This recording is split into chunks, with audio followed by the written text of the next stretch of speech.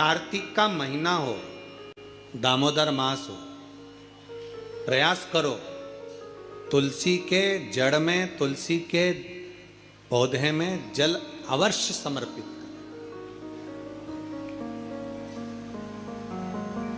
एक दीपदान तुलसी के पौधे से थोड़ा सा दूर अवश्य करना चाहिए। कई लोगों की आदत रहती है तुलसी के गमले में ही दिया रख देते हैं और तुलसा महारानी पूरी कुमला जाती है।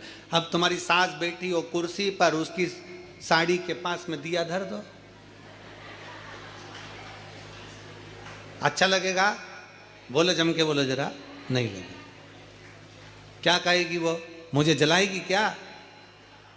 मुझ में आग लगाएगी क्या? थोड़ा दूरी रखिए।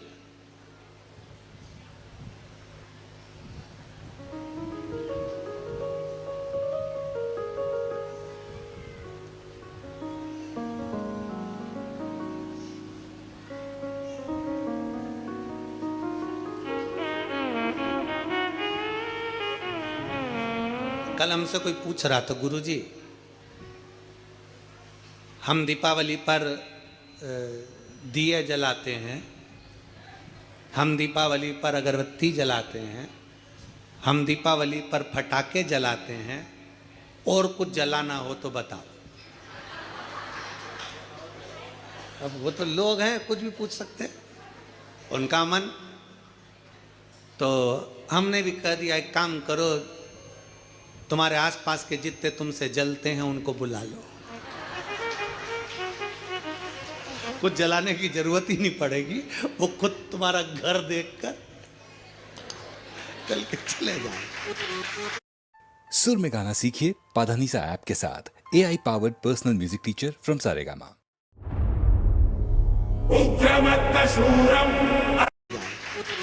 क्या जलाओगे? और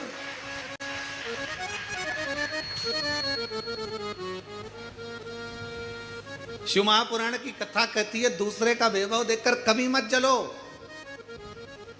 बल्कि भगवान से प्रार्थना करो, बाबा ऐसी कृपा करना मेरे कुबेर भंडारी कि तू हमारे नगर, शहर, गांव, देश, प्रदेश और हमारा पूरा भारत देश उन्नति में आगे बढ़ता चले जाए, ऐसी कृपा करो। बाबा से प्रार्थना करो। ये भीतर की प्रार्थना है, अपने भीतर की प्रार्थना।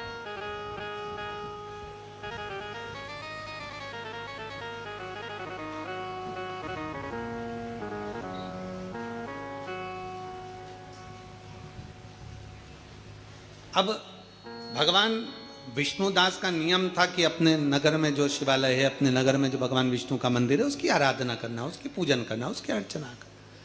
चोल राजा का नियम था अपने राज्य की रक्षा करना, धर्म का प्रचार करना, भगवान के मंदिर में जाकर माणिक मोती, सोना चांदी, हीरा पन्ना रोज प्रतिदिन भगवान नारायण के चरणों में और शंकर जी के चरणों में समर्पित करना। धर्म का प्रचार करना एक राजा को उद्देश्य होना चाहिए। अभी हम जब परसों के दिन शाम के समय पर हमारे मध्य प्रदेश के माननीय मुख्यमंत्री जी से मिलने के लिए जब उनके निजी निवास पर पहुँचे, कुछ बधाइयाँ देना थी कि संतों के लिए उन्होंने उज्जैन कुंभ के मेले में संतों के लिए, साधुओं के लिए, तपस्वियों के लिए एक सुंदर निर्णय उन्होंने लिया कि यहाँ संत साधु जैसे हरिद्वार में हमेशा रहते हैं, प्रयाग में हमेशा रहते हैं, ऐसे उज्जैन में भी संत साधु अपने अखाड़ों के साथ साल भर हमेशा रहें, उसके लिए उन्होंने व्यवस्था की। हमने उनको बधाई दी। उसके फिर चर्चा चली, बैठकर बहुत देर तक उस चर्चा में बात निकली तो गौ माता का बात निकली। गौ माता की सेवा पर जब बात निकली तो माननीय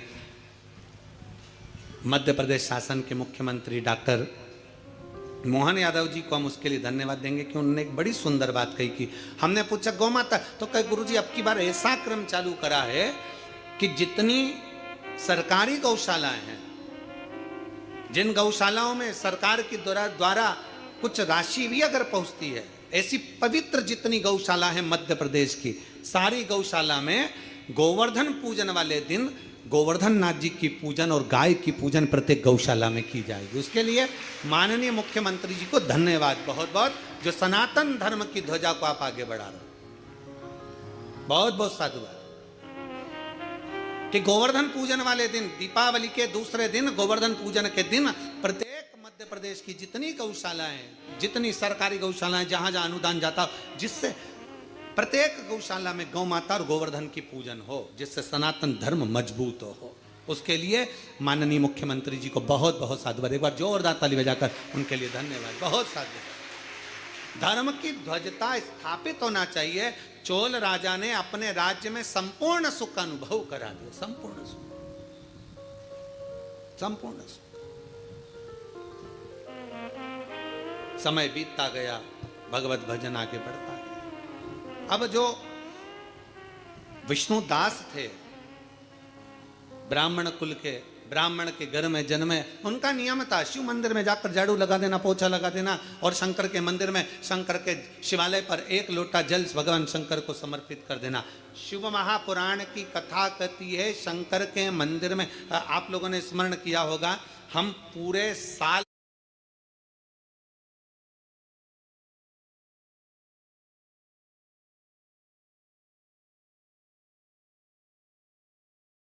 और एक तुलसा महारानी, चार, ये चार जगह पर अगर हमने जल समर्पित करा है तो ये जल हमारा खाली नहीं जाता, ये जल हमको सुख और शांति और लक्ष्मी का अनुभव करा ही देता। दामोदर मास में, कार्तिक महीने में इस जल की बड़ी महत्वता। देव दीपावली पे जब हम कथा का स्मरण करेंगे, ये कथा तो 3 दिवसीय कथा तो आज यहाँ पर विराम हो जाएगी, पर इसके बाद में जो फरीदाबाद में कथा है 4 तारीख से 8 तारीख तक 5 दिवसीय है, उस कथा को जब हम 1 बजे से 4 बजे तक आस्था चैनल के माध्यम से और हरियाणा की इस पवित्र भूमि पर फरीदाबाद में जब हम श्रवण करेंगे तो उसमें हम देव दीपावली का पूरा महत्व समझेंगे।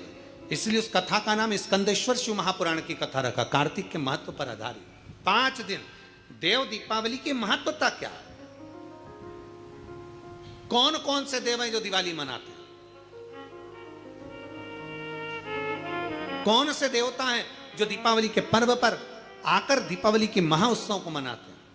जैसे कुबेरेश्वर धाम की पवित्र भूमि पर कई सालों से लोग दीपावली की रात्रि को आते हैं, दीप जलाते हैं, कोई 11 बजे आ रहा, कोई 12 बजे आ रहा, अपने घर की पूजन करी, जब समय मिल गया बाबा के आकर 11 दीप प्रज्वलित कर दे। 11 दीप जलाने का महत्व कहां से आया है? कुबेरेश्वर बाबा की पवित्र धरा पर शास्त्र वर्णन करता है, बड़े आनंद के साथ हम लोग कथाओं के माध्यम से श्रवण करते हैं कि जब माता लक्ष्मी और कुबेर दोनों को जब वैभव की जरूरत पड़ी, धन की जरूरत पड़ी, संपदा की जरूरत पड़ी, तो भगवान शंकर की उन्होंने हजारों वर्ष तक आराधना करी, हजारों वर्ष तक तप साधना।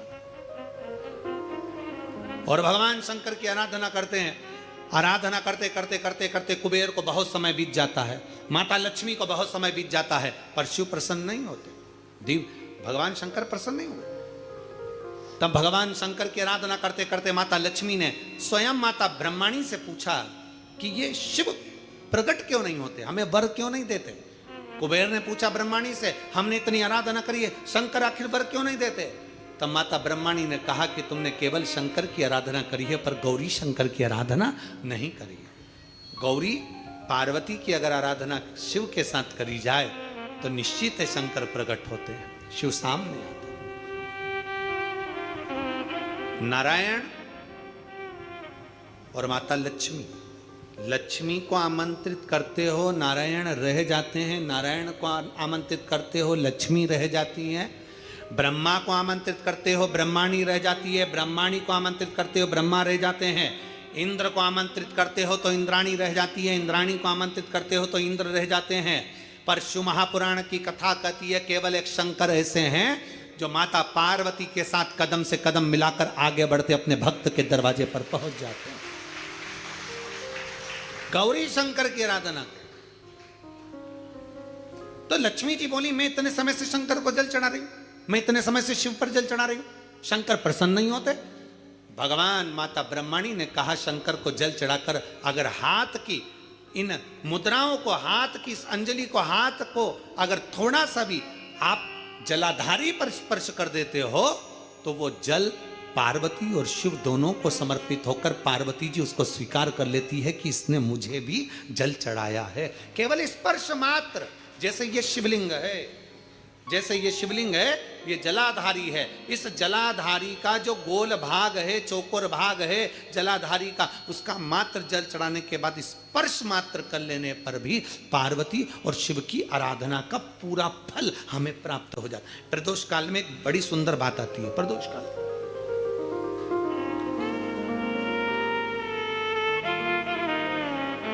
आप में से कोई प्रदोष का व्रत करते हैं? करते। प्रदोष काल में एक बड़ी सुंदर बात आती है। प्रदोष काल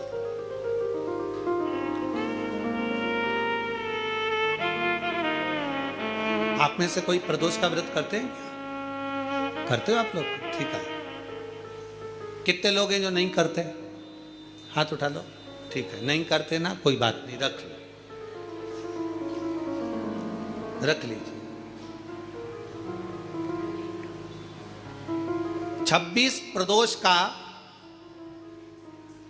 24 तो 12 महीने की और अधिक मास की 2, 26 प्रदोष का फल, 26 प्रदोष का फल एक क्षण में प्राप्त हो जाता है। एक क्षण में। कब? कहा जिस दिन प्रदोष का दिन हो, 26 प्रदोष में से कोई भी प्रदोष का दिन हो और प्रदोष काल में आप अपने घर से जल और एक हाथ में घी का भरा हुआ दीप लेकर जिस दिन शंकर के मंदिर में जाते हो, शंकर को जल चढ़ाकर हाथ का स्पर्श जलाधारी पर कर कर शिव मंदिर में दीप प्रज्वलित कर देते हो, 26 प्रदोष का पुण्य फल उसी क्षण प्राप्त होगा। 26 प्रदोष का फल एक ही दिन में, एक ही क्षण में प्राप्त हो जाता है। 26 प्रदोष का।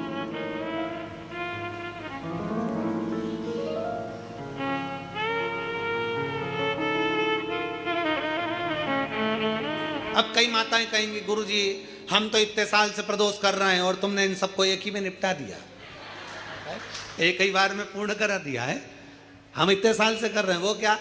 देखो तुम सब व्रत कर रहे हो ना, तो ये आजकल की जो नवयुवक पीढ़ी है, ये हो सकता है व्रत कर पाए ना कर पाए। आजकल की जो नवयुवक पीढ़ी है, बहुएं हैं, बेटियां हैं, नौकरी में, सर्विस में लगी रहती हैं, दिन भर उनको मानसिक टेंशन भी बना रहता है, घर परिवार सब देखना करना, ये करना वो करना, तो हो सकता है इनका प्रदोष व्रत नहीं हो पाए। तो पर ये भूल से भी प्रदोष के दिन, किसी भी प्रदोष में अगर शंकर के मंदिर में घर से जाते समय जल और एक घी से भरा हुआ माटी का दीपक बाती लगा हुआ लेकर चलेगा और शिव को जल चढ़ाकर पार्वती के स्पर्श कर कर दीप प्रज्वलन कर दें, बाबा को विनय कर दें, पूरी 26 प्रदोष का फल प्राप्त हो जाता है। उन बेटों, उन बच्चों नहीं है इतना। शिव तत्व की प्राप्ति, भगवान शंकर की प्राप्ति, और शिव महापुराण का बड़ा सुंदर संवाद करा। विष्णु दास भगवान शंकर के मंदिर में झाड़ू लगाना, पोछा लगाना, भगवान शंकर के मंदिर में सेवा करना, नारायण के मंदिर में गए तो नारायण के मंदिर में सेवा करना। सनातन धर्म हमें सिखाता है हम देवताओं को ना तोड़ें, ये हमारा सनातन धर्म सिखाता है। हम देवताओं से दूर ना हो, ये हमारा सनातन धर्म सिखाता है। कई शिव तत्व कह रहा, विष्णुदास और चोल राजा दोनों शिव की आराधना, दोनों नारायण की आराधना कर रहे हैं, इनमें कोई भेद नहीं मानते वो। आज चोल राजा ने भगवान शंकर के मंदिर में और नारायण के मंदिर में हीरा मोती सोना चांदी चढ़ा दिया। थोड़ी देर बाद में विष्णुदास आया। विष्णुदास ने अपने पास रखी हुई वस्तु बेलपत्र, तुलसी का दल, बेलपत्र शंकर को चढ़ाया, तुलसी दल नारायण को चढ़ाया। चढ़ाते से जो सामग्री हीरा पन्ना मोनिक मोती रखे थे वो सारे के सारे ढक गए, वो सबके सब ढक गए। अब जैसे ही सारा की सारा सामान ढका, सारी की सारी सामग्री ढक गई, चोल राजा भगवान का दर्शन कर कर बाहर निकला और फिर अंदर किसी कार्य से गया और भगवान का जो दर्शन करा तो नारायण के चरणों में पड़ा। सोना चांदी हीरा पन्ना सब तुलसी के दल से ढका हुआ था। चोल राजा को बड़ा गुस्सा आया, पहुंच गया शंकर के मंदिर में। शिव के मंदिर में जाकर चोल राजा ने देखा तो वहां पर भी जो मैंने हीरा पन्ना चढ़ाया था वो बेलपत्री से ढका हुआ था। कोई अपनी थाली में 56 भोग लगाकर शंकर को लगाने दो। कोई अपनी थाली में हीरा पन्ना लाकर शंकर को चढ़ाने दो। पर आप किसी से कर्जा कर नहीं, किसी का धन लेकर नहीं, किसी का दिल दुखाकर नहीं। शिव पुराण कहती है आपके पास में अगर चंदन है तो चढ़ा दो। चंदन की भी अपनी सामर्थ्यता नहीं हो तो कहीं भस्म मिल जाए, राख, वो भस्म भी अगर शंकर को चढ़ाओगे तो चंदन से प्रबल है। भस्म प्रीता है भगवान को, प्रीता।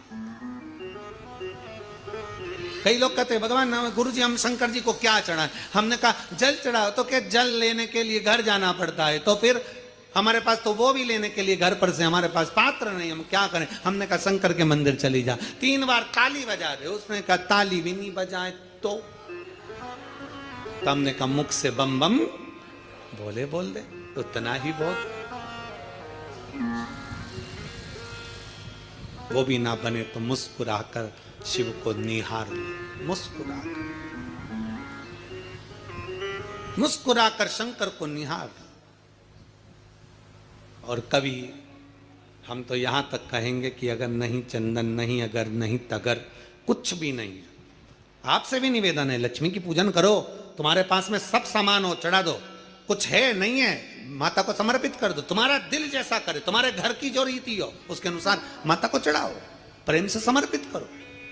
नहीं है तो हाथ जोड़कर झोली पसार कर प्रणाम करो। माँ ये पीले चावल यही लाल पुष्प है, ये पीले चावल यही मेरा सब कुछ है। माँ मैं तुझे समर्पित करती हूँ और विश्वास के साथ कहती हूँ माँ अगर कुबेरेश्वर बाबा आपको मेरे घर में नारायण के साथ भेजे हैं तो मेरा विश्वास है माँ आप मेरे घर में रहना और ऐसी संपदा देना कि आने वाले वर्ष में मैं भी हीरे पन्ने से तेरी पूजन कर सकूं। ऐसी कृपा करना, तू कृपा करना तेरी नहीं।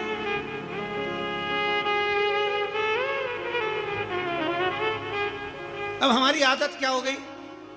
मार्केट में सीताफल बिक रहा है, मार्केट में गन्ना बिक रहा है, मार्केट में बहुत सारी पूजन की सामग्री बिक रही है। हमारे मन में आया, हमने किसी को खरीदते हुए देखा था सीताफल, मतलब लक्ष्मी जी को सीताफल भी चढ़ाना चाहिए। हमने उसको खरीदते हुए गन्ना देखा, मतलब गन्ना भी चढ़ाना चाहिए। लक्ष्मी जी को मैंने खरीदते हुए ये देखा, मतलब ये भी चढ़ाना चाहिए। लक्ष्मी जी को मैंने चढ़ाते हुए लोगों से सोने के सिक्के देखे, मतलब ये भी चढ़ाना चाहिए। मैंने लक्ष्मी जी को चढ़ाते हुए चांदी के सिक्के देखे, मतलब ये भी चढ़ाना चाहिए। मैंने लक्ष्मी जी को चढ़ाने के लिए ये देखा, वो भी चढ़ाना चाहिए। घर में सामर्थ्यता नहीं है और कर जा कर तुम सामान लेकर माता लक्ष्मी को चढ़ाओ, लक्ष्मी जी कभी प्रसन्न नहीं होगी। लक्ष्मी कहती है कि तेरे दिल से तू मुझे जैसा रिझा सकता है वैसे रिझाना। अगर तू केवल दीप लगा देगा ना उतने में मैं भी खुश हो जाऊंगी और तेरा भंडार भरकर चली जाऊंगी, भंडार भरकर। कई लोग कहते हैं गुरुजी आपकी दीपावली पूजन बिल्कुल सरल है, एक सिक्का रखना है, थाली में पूजन धनतेरस से चालू करा, रूप 14 पर करी, रूप 14 से करी, दीपावली पर पूज लिया और मालूम पड़ा फिर आ गया गोवर्धन पूजन। दीपावली का दूसरा दिन, खजाने का दिन, पड़वा का दिन, उस दिन फिर पूजन का विधान। तो हमारा शास्त्र कहता है दूसरे दिन जब पूजन करो पाटा जैसा कि लगा रहने दो, जैसा कपड़ा बिछा रहने दो, जैसी थाली रखी वैसे रखे रहने दो। और गोवर्धन पूजन वाले दिन भगवान गोवर्धन नाथ जी का नाम लेकर माता लक्ष्मी का स्मरण कर फिर 2 दिए लगाना है। 2 दीप, अब की बार तेल का दीप नहीं आएगा, दोनों दिए घी के लगेंगे और दोनों ओर लगेंगे, लक्ष्मी जी के सीधे हाथ पर भी और उल्टे हाथ पर भी। घी का दिया लगा दो, अखंड नहीं लगेगा, थोड़ी देर के लिए लगाना है। और लगाकर उन्हीं दीप को लगाकर माता के पूजन कर लो। गोवर्धन पूजन वाले दिन, पड़वा के दिन जैसी पूजन रोज करी वैसी की वैसी चंदन रोली उन्हीं दीप को लगाकर माता के पूजन कर लो। गोवर्धन पूजन वाले दिन, पड़वा के दिन जैसी पूजन रोज करी वैसी की वैसी चंदन रोली मोली हल्दी जो भी है वो चढ़ाकर पूजन करो। केवल एक कमल गट्टा, एक हल्दी की गठान और एक कमरबेल का टुकड़ा समर्पित कर भाव से प्रेम से भोग लगाकर आरती कर लो। वही 2 दिए से जो रखे हैं उन्हीं 2 दिए से आरती कर लीजिए और माता को प्रार्थना कर अपने घर में रखिए। फिर माता का स्मरण कर झोली पसार कर प्रणाम करो, माँ तू कृपा करने वाली। ये सारी पूजन जितने दिन की कर रहे हो सब शाम के समय करिए, प्रदोष काल में शाम के समय। दीपावली पूजन का मुहूर्त देख लो, रात का हो तो रात का समय देखकर आराम से करो, पर बाकी की जितनी पूजन 4 दिन की सब प्रदोष काल में कर लो। सब प्रदूषण। और माँ से प्रार्थना कर कर, माता को नमन कर कर, भाव से निवेदन कर, और मैंने तेरे ही भरोसे बाबा, तेरे ही भरोसे हवा बिच उड़ती जावांगी बाबा, डोर हर तो छड़ी नाम कटी जावांगी भोले मैं तेरी जब हम पतंग। दिल से बाबा का गुणगान करते हैं, जब हम दिल से बाबा से प्रार्थना करते हैं, जब हम दिल से बाबा को नमन करते हैं, बाबा सुनता जरूर। एक पत्र है छोटा सा, देखिए।